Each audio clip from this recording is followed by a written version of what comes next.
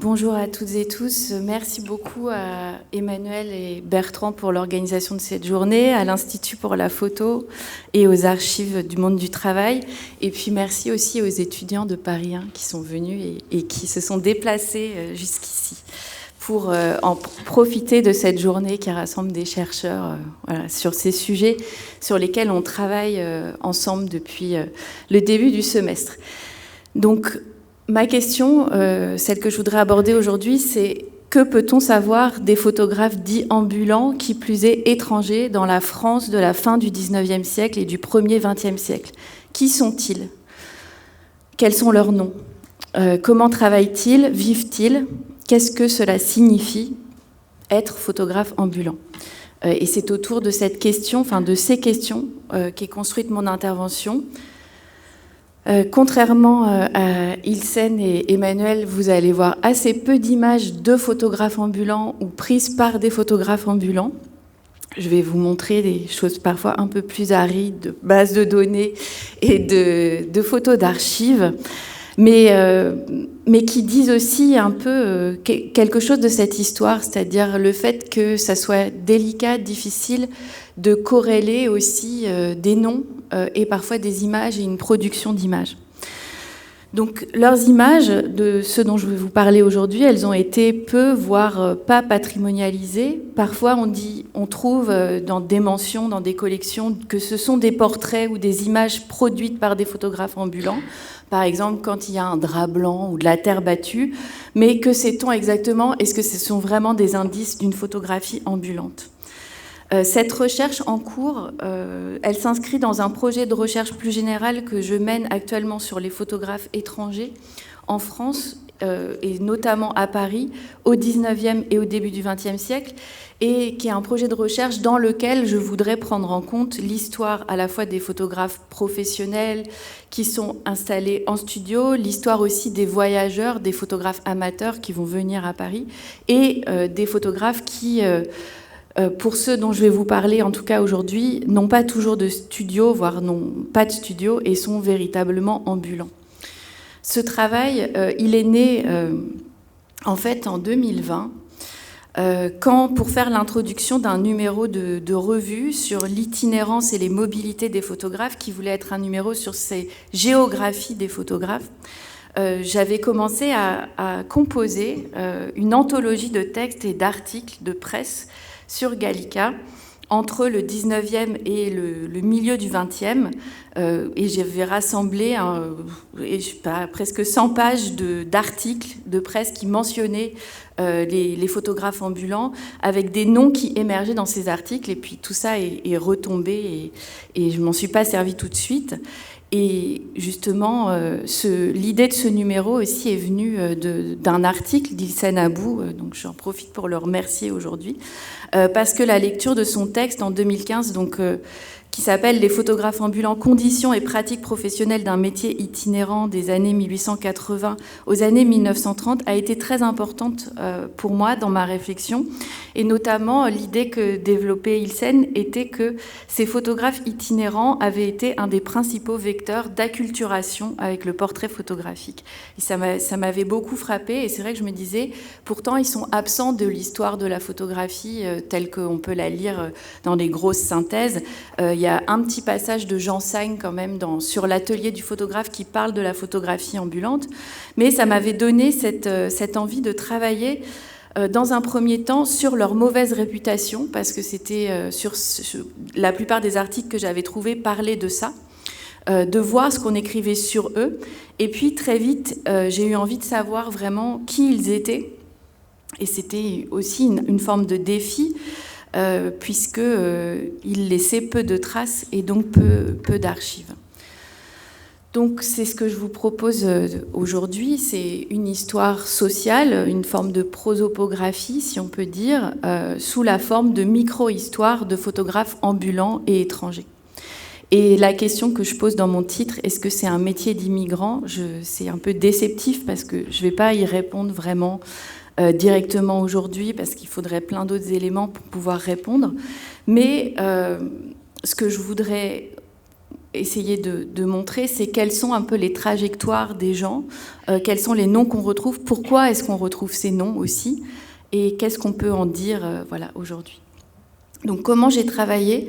Mon idée, c'était d'abord de retrouver des noms, donc qui, mais surtout des archives qui leur étaient liées. Donc dans un premier temps, j'ai repris cette anthologie de textes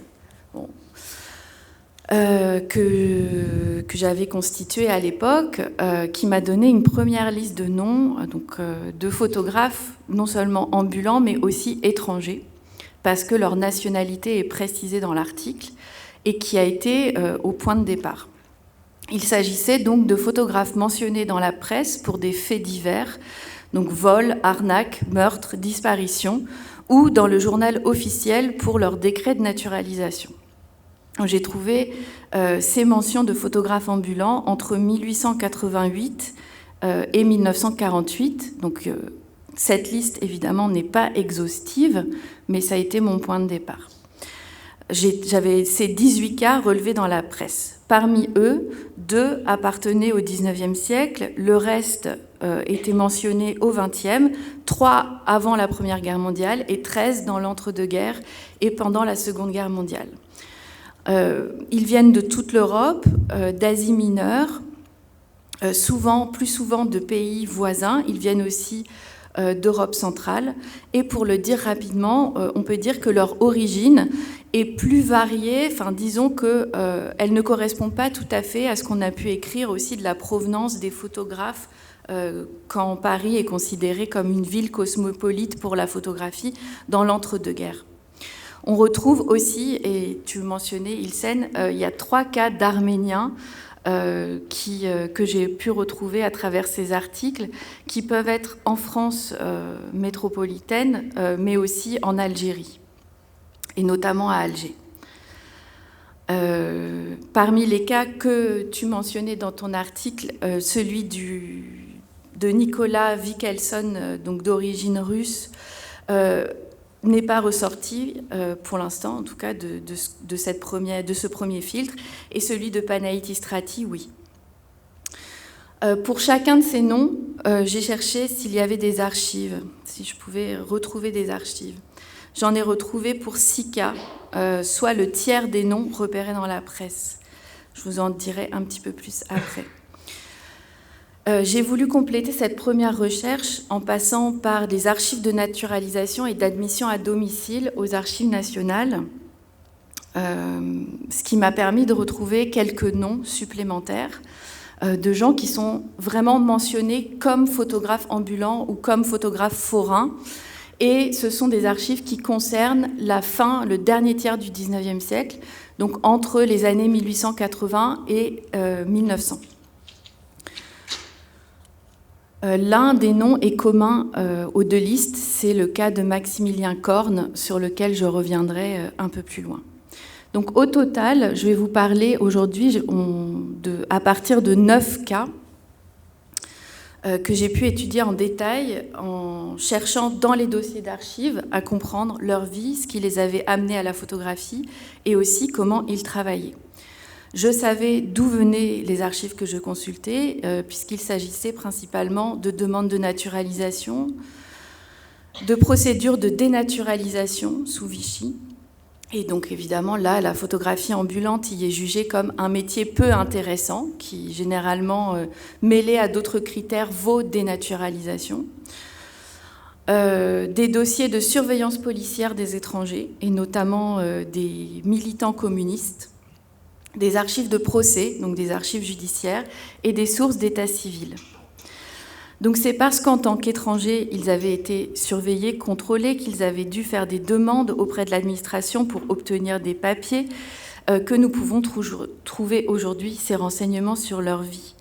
Ces vies qui nous échapperaient sinon, et la provenance de ces archives fait planer un nuage sombre sur ces recherches, notamment les dossiers de dénaturalisation sous Vichy ou encore la déportation de certains d'entre eux.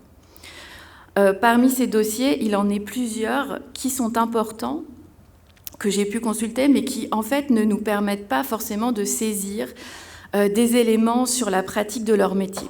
C'est le cas, par exemple, des Sajmanovic, qui sont marchands forains et photographes ambulants cités en 1935, ou encore de Panaïtis Strati, dont le dossier de surveillance policière dans les années 1920, voilà, que vous pouvez voir à gauche, ne nous apprend en fait pas énormément sur son activité de photographe ambulant en tant que tel, mais son dossier nous apprend que, en tout cas dans les rapports que fait la police, l'écrivain roumain a travaillé comme employé dans un garage en Suisse, puis qu'il a été peintre en bâtiment, peintre décorateur, et qu'installé à Nice, il se dit artiste, peintre et photographe. Mais son dossier ne dit rien de ses revenus ou de sa pratique quotidienne ou pas de la photographie. En revanche, c'est l'un des rares dont je vais vous parler aujourd'hui, qu'on peut voir immortalisé en photographe ambulant et sur lequel on dispose de plusieurs photographies. Et d'ailleurs, il indique dans le fonds Panaïtis Strati qui se trouve à l'Université de Côte d'Azur, où il dit « En attendant le client », donc il est en train de lire l'Humanité, un camarade m'avait fusillé, donc pris en photographie, sans que je le sache. Grâce donc au dépouillement de l'ensemble de ces archives, on en apprend davantage sur les conditions sociales et économiques de ces photographes ambulants étrangers en France que je voudrais vous exposer maintenant, donc dans un bref portrait de groupe. Ces photographes ambulants, ils vivent majoritairement à Paris et en région parisienne. 2 sont quand même à Nice, ou plutôt entre Nice et plusieurs villes, Nice et Paris pour Istrati, Nice, Paris et Boulogne pour André Fein. Il y a aussi une famille à Valenciennes, dans le Nord, un photographe d'origine arménienne à Alger, et si la profession est itinérante, la domiciliation est souvent fixe. Certains laissent femmes et enfants dans l'appartement familial et naviguent, certains voyagent et travaillent en couple ou en famille, d'autres conservent une adresse sur plusieurs générations, ainsi le 5 rue Mornay dans le 4e arrondissement chez les Dullard. Et d'ailleurs, je vous montre plusieurs des adresses, de cartes postales représentant des adresses qui ont été mentionnées à un moment dans les sources. Donc on retrouve la rue Mornay pour les Dullard, le boulevard Victor Hugo à Saint-Ouen pour le père de Maximilien Corne, la rue Adrien-Le Seine, donc, qui s'appelle encore à l'époque la rue de la Procession, pour un photographe d'origine espagnole qui s'appelle José María Herrero, ou encore l'avenue de Choisy pour Laporte, pour Henri Laporte. Il y a des saisons. En hiver, les photographes ambulants changent souvent de localisation, voire ont un autre métier. Par exemple, Maximilien Corne travaille comme ouvrier dans des boulangeries de janvier à avril. Quels sont les revenus de ces photographes ambulants étrangers ? Certains disent assez bien gagner leur vie ou avoir des revenus confortables. D'autres, au contraire, se trouvent à la limite de la pauvreté, voire pauvres. Leurs revenus peuvent être fluctuants. Le photographe ambulant peut travailler seul, mais il emploie souvent des gens. Ainsi, je vous remets la liste des noms étudiés.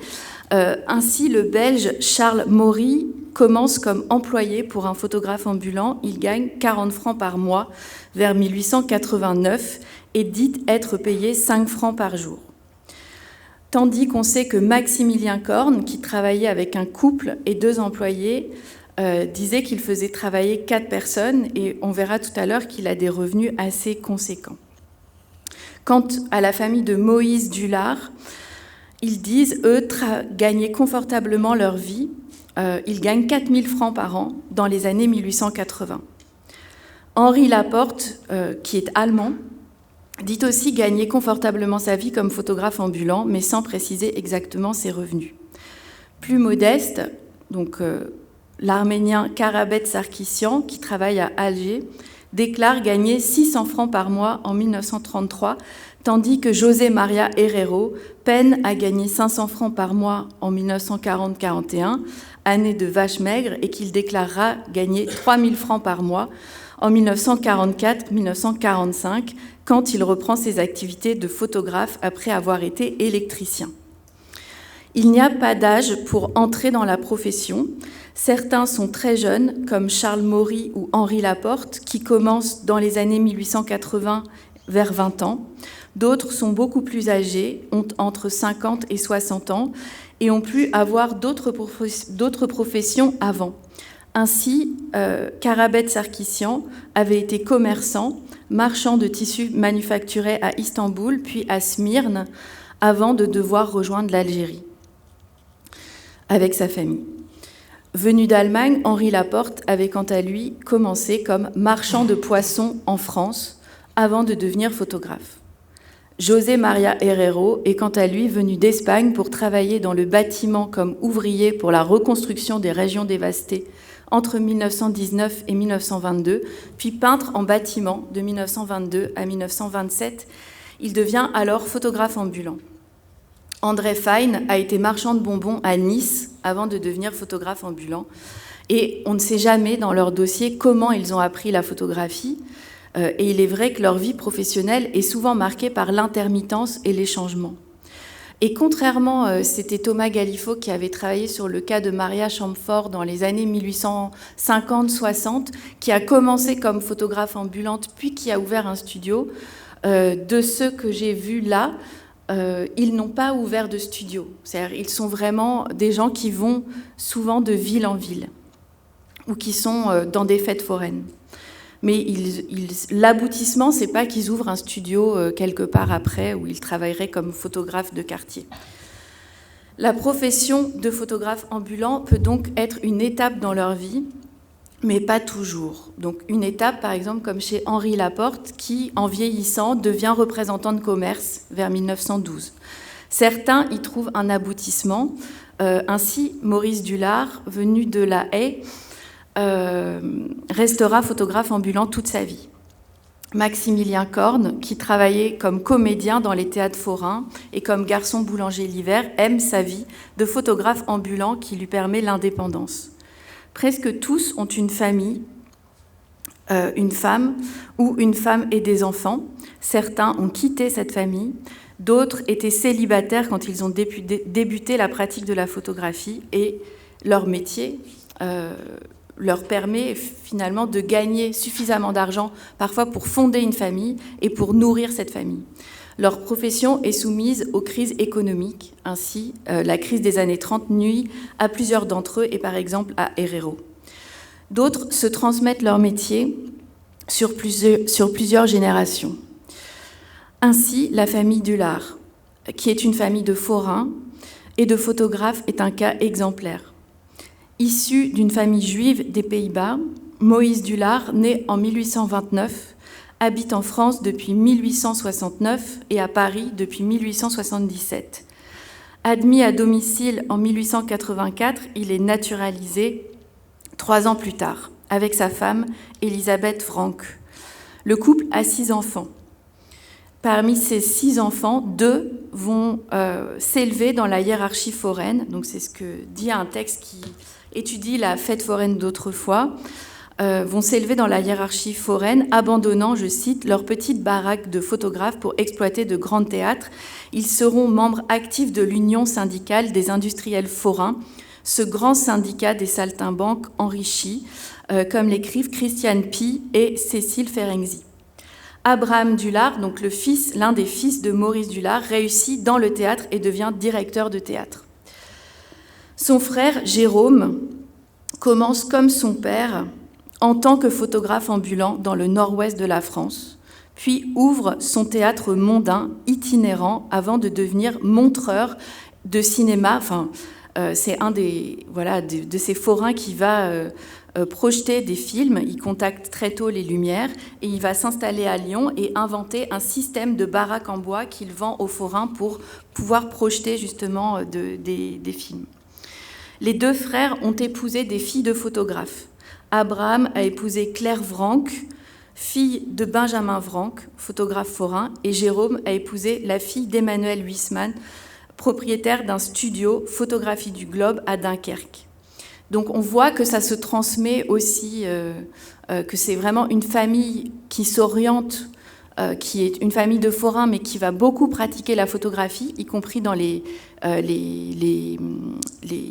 beaux-pères, les filles de photographes, etc. Et Moïse a 2 sœurs, enfin il en a plusieurs, mais 2 qui m'intéressent ici, parce que l'une va être colporteuse, artiste foraine et photographe, et son fils, Samuel Dullard, sera marionnettiste, et plusieurs de ces marionnettes sont conservées au Mucem, vous le voyez ici à la fin de sa vie, photographiées par Pierre Soulier, que tu as étudié, Bertrand, en 1947, donc 2 années avant sa mort, il me semble. Je crois qu'il est mort en 1949, Samuel Dullard. Et son autre sœur, qui s'appelle Druidje, et qui a épousé un homme qui s'appelle Samuel Prince, dont le fils, Salomon Prince, va aussi, donc qui lui ne demandera pas la nationalité française, mais qui se dit photographe forain, qui exerce en France, et qui revient épisodiquement aux Pays-Bas, où il se marie à La Haye en 1885. Et ce qui est intéressant aussi, c'est qu'il est localisé à la même adresse que Moïse Dullard et ses enfants, donc 5 rue Mornay. Et la famille Prince est décimée par la Shoah, puisque ces 4 enfants survivants sont déportés depuis les Pays-Bas vers Auschwitz entre 1942 et 1944. Donc ça, c'est le cas assez extraordinaire. Enfin, en tout cas, pour l'instant, je n'ai pas d'équivalent, mais il y a sûrement d'autres familles où la photographie se transmet de père en fils ou en sœur, en fille aussi. Donc ça, je trouve ça aussi très intéressant.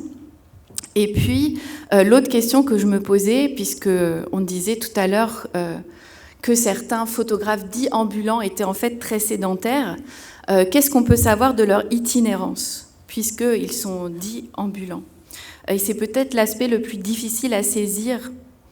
On peut se faire une idée de leur mouvement, parce que certains sont surveillés par la police. C'est le cas d'André Fine, entre 1931 et 1932, parce qu'il va devoir expliquer ses déplacements entre Nice, Boulogne-sur-Mer, Paris, Lyon. Lui, il dit que c'est pour se fournir en matériel. Évidemment, il est soupçonné que ça ne soit pas pour ça. Et l'autre indice qu'on peut trouver souvent, c'est les naissances des enfants, qui sont un indice des lieux fréquentés par la famille.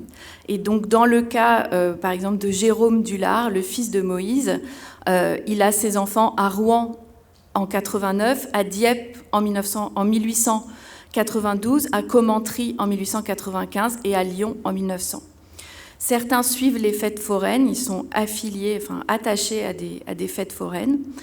Mais le cas que j'ai trouvé pour l'instant et qui me renseigne le mieux sur leur déplacement, c'est celui de Maximilien Korn, qui est un photographe d'origine allemande qui va demander sa naturalisation en 1900. Et pour lui, j'ai 2 archives différentes, des dossiers de naturalisation, ces demandes répétées, et des archives d'un procès, qui est en fait procès qui va l'amener à raconter et à être interrogé sur ses déplacements.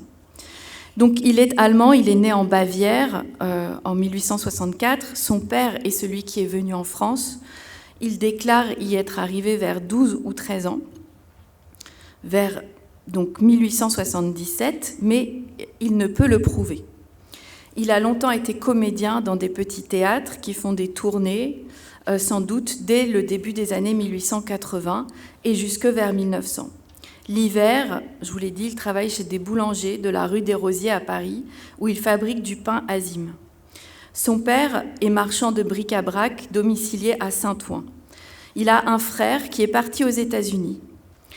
En octobre 1894, Maximilien Korn dit que son frère, qui a 36 ans, réside en Amérique depuis plus de 10 ans, donc c'est-à-dire qu'il serait parti en 1884, où il travaille comme boulanger. Maximilien Korn va lui aussi tenter sa chance à New York. On sait qu'il a voyagé car il y rencontre et épouse sa femme. Vous avez derrière moi la traduction de cet acte de mariage. Donc il épouse à New York une Française qui s'appelle Marguerite Jugon en 1887, où il travaille comme cuisinier. Et ils ne restent pas à New York, le couple va revenir s'installer en France, où ils auront 2 enfants qui naissent à la fin du XIXe siècle. Et ils tiennent ensemble un théâtre forain. D'ailleurs, il le dit dans une de ses lettres à l'administration, adressée au ministre. « J'ai un petit théâtre forain et j'occupe actuellement 7 personnes, tous français. Ma femme est française et moi-même, je suis en France depuis l'âge de 13 ans. Mon père a fait du service en France et mes grands-parents étaient français. » Mais Korn a du mal à se faire naturaliser car il ne peut justifier sa résidence et sa présence en France de 1877 à 1887. Et il dit aussi ne pas être en mesure de s'acquitter des droits du sceau, puisqu'il fallait payer en fait, pour pouvoir être naturalisé.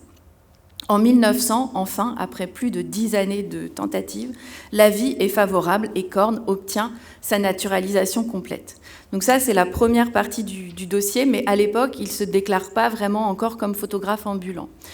Ce que vous pouvez remarquer aussi, c'est qu'il écrit parfaitement le français et il est très lettré. Et dans les archives, on retrouve souvent ces lettres, ce qui nous donne accès aussi à la parole d'un photographe ambulant. Sa vie bascule en 1911, mais un peu avant déjà, puisque vers 1905-1906, Maximilien Korn quitte femme et enfants, son théâtre, pour partir avec la bonne de 15 ans, Alice Chevalier, qui s'occupait de ses enfants. Sa femme vend alors le matériel, les costumes, la voiture, licencie les artistes et meurt quelques années plus tard. Maximilien Korn, lui, est engagé comme artiste dans des cafés et dit alors reprendre le métier de photographe ambulant. Il ne l'avait pas mentionné jusqu'ici. Donc on est au tout début du XXe siècle. Vers 1909, il se met à remplacer un comédien dans la troupe jugale où Alice Chevalier était aussi artiste.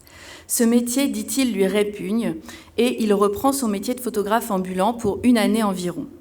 Puis il s'associe de nouveau avec un directeur de théâtre et les choses vont, je vous montrerai tout à l'heure, mais s'enchaîner comme ça. Korn alterne entre comédien et photographe ambulant. Sa compagne Alice Chevalier cherche à le quitter plusieurs fois, puis finit par le quitter définitivement lorsqu'elle fait la rencontre d'une famille de forains qui s'appelle la famille van der Linden. En novembre 1911, Maximilien Korn arrive un soir armé au théâtre. Ça peut paraître anecdotique, mais en fait, c'est pour ça qu'on a tous ces renseignements sur lui. Il arrive armé au théâtre et il tire sur la jeune femme qui va mourir de ses blessures quelques jours plus tard. Auteur de cet assassinat qu'on qualifierait aujourd'hui de féminicide, Maximilien Korn, 48 ans, est condamné à 5 années de travaux forcés. Il va partir au bagne en Guyane et 10 ans d'interdiction de séjour après un procès aux assises de l'Eure en avril 1912. Et donc c'est par l'intermédiaire de ces pièces de procès qu'on peut suivre en détail sa trajectoire. Korn est parfaitement instruit et il écrit plusieurs lettres qui sont conservées dans les archives du procès et puis il va subir vivre plusieurs interrogatoires qui nous renseignent sur ses déplacements.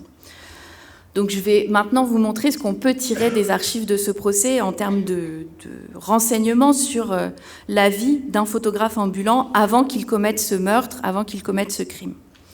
Donc d'abord, sa roulotte. Il l'a achetée à un dompteur, Camillus, à Reims, en avril 1910, une voiture caravane de 7 mètres de long, peinte en vert, contenant une cuisinière et une armoire tenant fixée à la voiture pour 900 francs. Donc, ce qui est quand même une somme assez conséquente.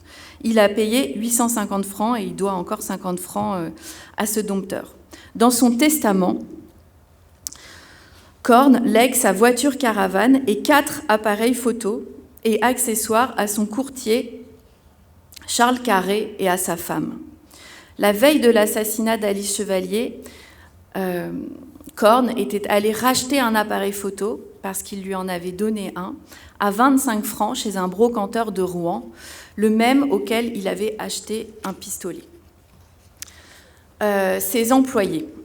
Korn travaille donc avec un couple, Charles Carré et sa femme, un employé du nom de René et un autre qu'il a recruté depuis 8 jours au moment du crime, qui s'appelle Georges Youf, qui est un jeune homme de 19 ans, orphelin de père, qui a été recruté grâce à une annonce publiée dans un journal qui s'appelle La Photo Recrue. Bon, je n'ai pas retrouvé, mais qui fait qu'il est arrivé dans l'heure pour rejoindre Maximilien Korn. Ses habitudes, il dit « Nous dépensions une moyenne de 12 à 11 francs par jour pour la nourriture, sans compter le charbon et le café que je prenais en gros. Charbon pour 50 kilos et café 1 livre à 1,5 livres par semaine. » Son nom de photographe ambulant est Max. Max photographe. On trouve aussi un cachet au dos de cette enveloppe, par exemple, photographie parisienne, Korn, Maximilien. Il vit dans sa roulotte de photographe. Et voilà, quand il est dans certains lieux, on connaît ses habitudes, on sait qu'il reste toute la journée dedans, mais qu'il va au café pour prendre l'apéritif, faire une petite partie de cartes, mais qu'il dîne toujours dans sa roulotte. Argent. Il déclare gagner très largement sa vie à cette époque. Quand Alice Chevalier le quitte, il dit avoir partagé l'argent qu'il avait à la maison avec elle, lui donnant 300 francs, un appareil et des produits. Il lègue, vous pouvez le voir ici, à son ami, mon vieux, qu'il appelle mon vieux Georges Youf, alors que celui-ci est... Enfin, bon, voilà, c'est affectueux, alors qu'il a 18 ans. Il lui lègue tout ce qu'il possède et lui demande de bien s'occuper de ses deux chiens et indique « Vous livrerez les commandes et sur l'argent qu'il y a à rentrer, environ 240 francs, vous donnerez 100 francs à Carré et 50 francs à René, plus mon costume marron. » Matériel. Il indique « La voiture et ce qu'il y a dedans, je l'ai gagné et ne dois rien à personne. Voici les noms des fournisseurs. » Et vous les voyez derrière moi, l'Allier, le Plaideur, le Serge, et puis encore un autre, qui sont, en effet, il leur donne les bonnes adresses, enfin, il connaît très bien ses fournisseurs, donc fournisseur, fourniture photographique à Paris, chez l'Allier, le Plaideur, fourniture également photographique et couleur, l'Union des artistes, le Serge à Enghien pour les agrandissements et les imprimeries réunies à Nancy. Et il dit qu'il y a 2 agrandissements à récupérer de l'Union des artistes. Itinérance. Et c'est vraiment la fin. Il parcourt tout le nord de la France. Donc on a en fait, donc c'est plus ou moins précis, mais on a son emploi des années entre 1905 et novembre 1911 où il commet ce crime. Et parfois, il se fait chasser des troupes de théâtre parce que, justement, il propose ses services de photographe en dehors des heures de travail et certaines personnes trouvent que ça porte préjudice à l'activité. Et puis, il dit cette phrase quand il est arrêté « Nous avons fait plusieurs villes dont je ne puis vous donner l'énumération complète. Blain, alors Blain, je n'ai pas retrouvé. De Blain, nous sommes venus à Bourterould où Alice a appris qu'il y avait un théâtre en représentation à Bourrachard. » Et ensuite, ces employés poursuivent une trajectoire dans l'Eure, entre plusieurs petites villes ou bourgs de l'Eure. Et donc, on arrive à cette carte qui montre que Korn parcourt tout le nord de la France, donc l'Oise, le Nord, et puis la Normandie, la Haute-Normandie, enfin, donc la Seine-Maritime et l'Eure. Pour terminer, c'est une histoire qu'on pourrait qualifier un peu d'histoire minuscule de ces photographes ambulants étrangers, ou comment tenter de toucher à la fois à l'histoire de leur vie, de leur trajectoire, mais aussi de leur métier. Je n'ai pas eu l'occasion jusqu'ici j'ai cherché, mais je n'ai pas encore trouvé, parce qu'en relation avec ces noms, j'espérais parfois trouver des images, mais à part pour Istrati, je n'ai pas trouvé. Et même dans ces dossiers d'archives, ils ne sont pas toujours photographiés. Ils ont été photographes, mais je connais très peu leur visage, sauf celui d'Istrati et celui d'André Fine, photographié par l'identité judiciaire et donc lors de sa détention par la police, qui donne aussi des éléments assez importants sur qui il est et qu'est-ce qu'il fait et qu'est-ce qu'on va lui reprocher, puisque finalement il se fait arrêter à cause de son frère et lui... va devoir aussi s'expliquer sur ses activités. Et donc, il a plein de brochures communistes chez lui. Et l'agent de police qui fait le rapport dit que, en fait, il apparaît plutôt théoricien que militant. Et on est en 1932. Voilà. Et il est là illégalement, et donc on dit qu'il doit être expulsé. Et en fait, Fine va rester en France. Donc, c'est une ébauche, enfin, c'est vraiment une tentative d'essayer de retrouver dans ces archives des indices sur qui ils étaient, sur leur vie. Et mes échanges avec Emmanuelle, à qui je demandais si justement elle avait des noms dans sa collection de photocartes et donc des noms de photographes, m'a envoyé une liste de noms de 10 pages dont certains pourraient correspondre à des noms de photographes étrangers, même si vous voyez avec Charles Maury ou Laporte, qui sont allemands ou belges, on n'a pas forcément... le nom ne désigne pas évidemment tout. Cette liste de noms qui figure au dos des photographies donc produites par des photographes ambulants ou des forains pourrait aussi permettre de compléter cette recherche et de croiser cette fois des trajectoires individuelles avec une production photographique. Voilà, je vais m'arrêter là et je vous remercie beaucoup.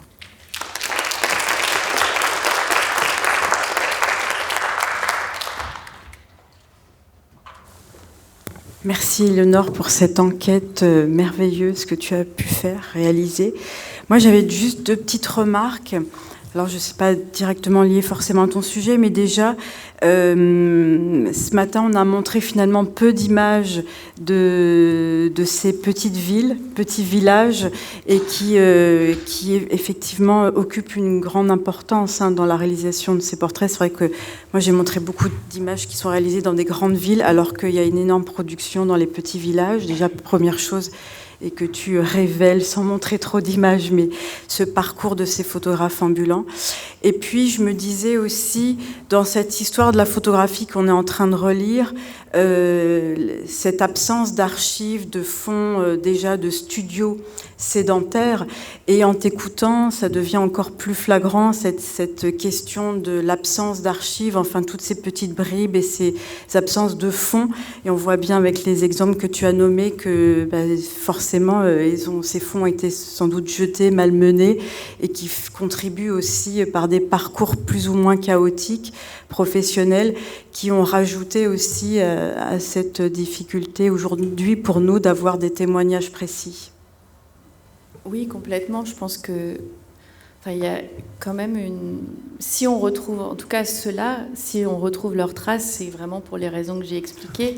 C'est parce qu'ils sont mentionnés, alors pour différents types de faits, mais ça invite à creuser dans ces archives. Et ces archives, elles ne sont pas du tout destinées à décrire leurs pratiques.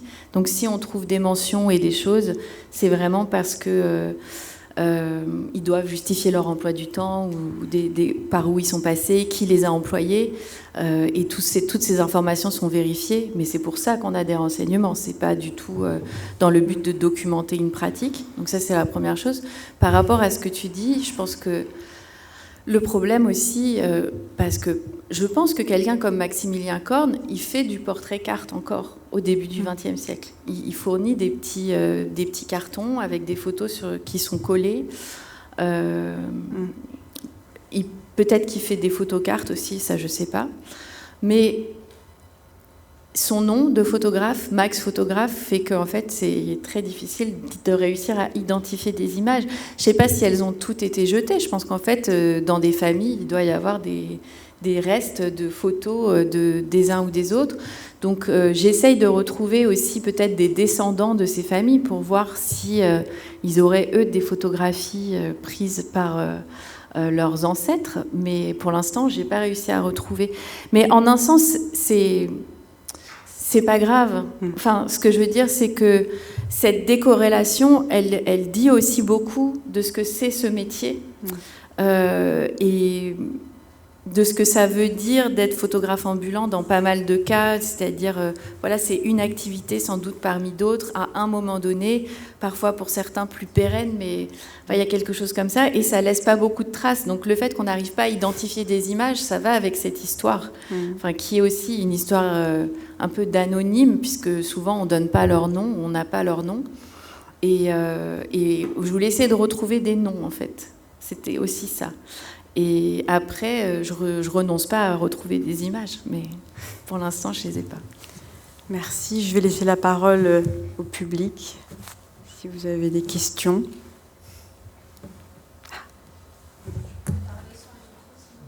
Est-ce qu'il y avait une spécificité française au sein de l'Europe sur ces photographes ambulants, ou est-ce qu'il y en avait également dans d'autres pays? Alors, on a vu l'Inde tout à l'heure. Je pense qu'il y en a dans beaucoup de pays. Je pense que c'est en fait très répandu. Une chercheuse qui s'appelle Clara Bolin a montré, c'est que, par exemple, il y a beaucoup de photographes allemands qui vont aller en Scandinavie dès les années 1840 et qui vont apporter la photographie et faire des portraits, dès les tout débuts de cette histoire. Donc je pense pas. C'est pas une spécificité française. Il y a une forte production en Italie, en Belgique, oui. Même au Portugal, on trouve beaucoup d'images aussi dans ces pays, et d'autres pays européens aussi, et dans les pays de l'Est. Oui. Et aux États-Unis, évidemment.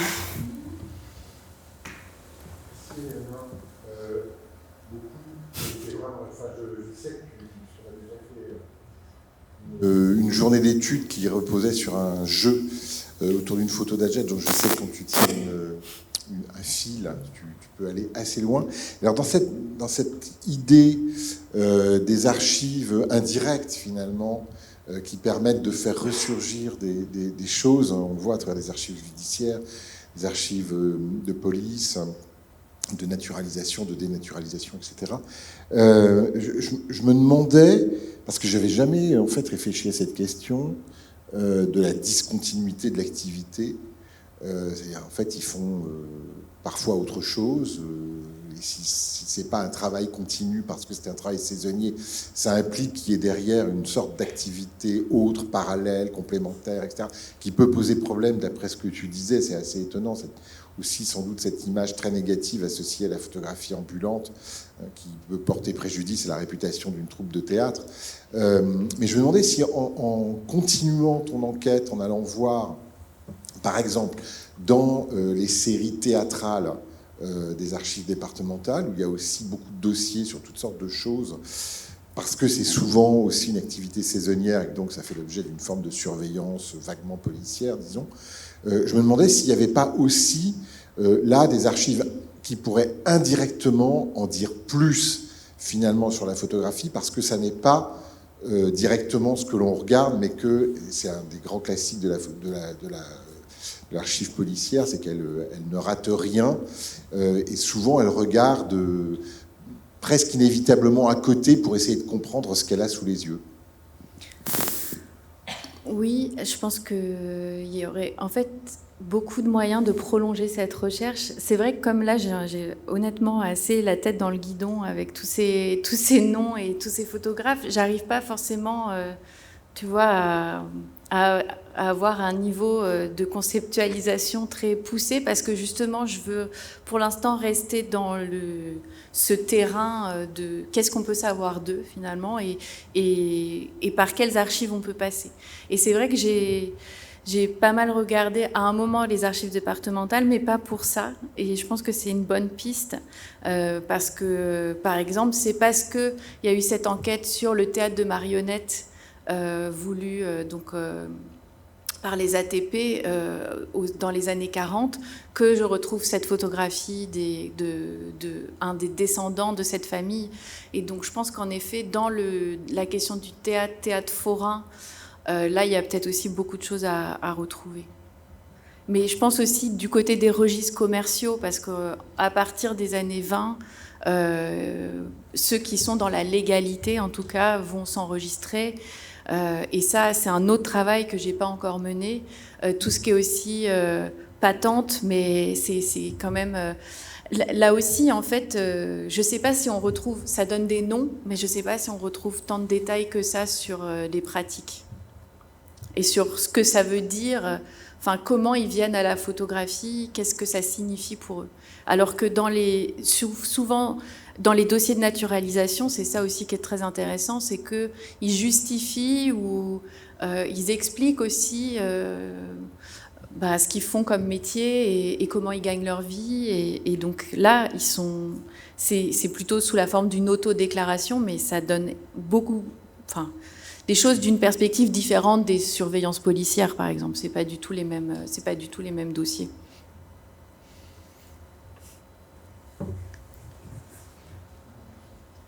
Non. Ilsen. Merci. Non, mais, mais merci beaucoup pour cette présentation. Mais je voulais revenir sur la question des statuts parce que là, en fait, tu as procédé par repérage de noms qui apparaissent au gré d'articles de presse. Mais il y a une autre possibilité de la recherche, c'est par le statut. Donc en fait, la loi de 1912 dont je parlais tout à l'heure concerne les commerçants ambulants, les forains et les nomades. Et la plupart des photographes ambulants, si je comprends bien, étaient forains. Donc il y a tout, je précise juste, hein, mais toutes les notices signalétiques donnant lieu à l'émission d'un carnet de forains sont conservées dans les archives départementales, sauf quelques exceptions. Et on trouve de nombreux photographes mentionnés qui devaient avoir une carte de forain. Et par ailleurs, je voulais rebondir sur la question du registre du commerce, parce que comme ils sont commerçants, ils payent des impôts, peut-être. J'avais fait un petit sondage dans les archives de Paris, et il y a le fichier par profession, dont on retrouve des photographes, ce qui permet peut-être de compléter ces parcours. Et puis, aux archives de la préfecture de police, il y a la série QB qui recense les notices signalétiques de forains exerçant à Paris. Il y a quand même pas mal de photographes. Mais de l'autre côté, donc ça, c'était des petits compléments. On en reparlera. Mais en fait, on perçoit, d'après ton analyse, qu'il y a 3 modèles, en fait. Il y a la dynastie, la transmission générationnelle, et puis il y a la photographie ambulante comme étape dans la vie. Panaïtis Strati, j'ai l'impression que c'est... Finalement, il l'utilise ensuite dans ses récits, dans les récits qu'il fait de lui pour parler de son apprentissage de la vie. En fait, c'est l'école de la vie. C'est à quoi ça mène d'avoir été photographe ambulant, parfois de manière extrêmement provisoire, temporaire. Et puis, il y a le 3e parcours, c'est à quoi ça mène. Enfin, non, pardon. Comment on échoue à devenir photographe ambulant en fin de parcours, c'est parfois un refuge ou la dernière solution, quoi. Ouais, merci beaucoup. Oui, le point de départ de cette enquête, c'est une sorte de biais. Mais au départ, c'était volontaire parce que c'était vraiment pour regarder ce qu'on dit d'eux et pourquoi est-ce qu'on en parle et à quel moment on en parle. Souvent, c'est dans des moments de crise économique aussi ou de concurrence entre les photographes dits professionnels et les photographes ambulants. Il y a aussi toute une littérature photographique contre les photographes ambulants qui mène une concurrence un peu déloyale par rapport à certains. Après, ils ne sont pas tous forains. Là, en tout cas des cas que j'ai étudiés, ça représente, mais c'est intéressant aussi, mais bon, je ne fais pas de statistiques parce qu'ils ne sont pas assez nombreux là, mais peut-être 1/3 des cas qui se disent forains ou employés pour des forains. Et ils ne reprennent pas tous cette appellation de photographe forain. Après, je pense que oui, passer par les archives départementales, ça permettrait de compléter l'enquête, enfin vraiment d'avoir une vue d'ensemble. Là, disons que c'était un premier, une première entrée pour essayer de voir ce qu'on trouve dans ces archives comme renseignement sur la pratique de la photographie. Et après, je suis d'accord, je pense qu'il y a une étude plus d'ampleur, peut-être moins individuelle aussi à mener pour essayer de recenser, alors pas tout parce que forcément dans chaque département, mais en tout cas d'avoir une vue quand même un peu plus générale de ces pratiques, quitte à parfois avoir moins de renseignements sur eux, mais au moins d'avoir peut-être une vue d'ensemble, je ne sais pas. Mais bon, merci en tout cas. Merci beaucoup.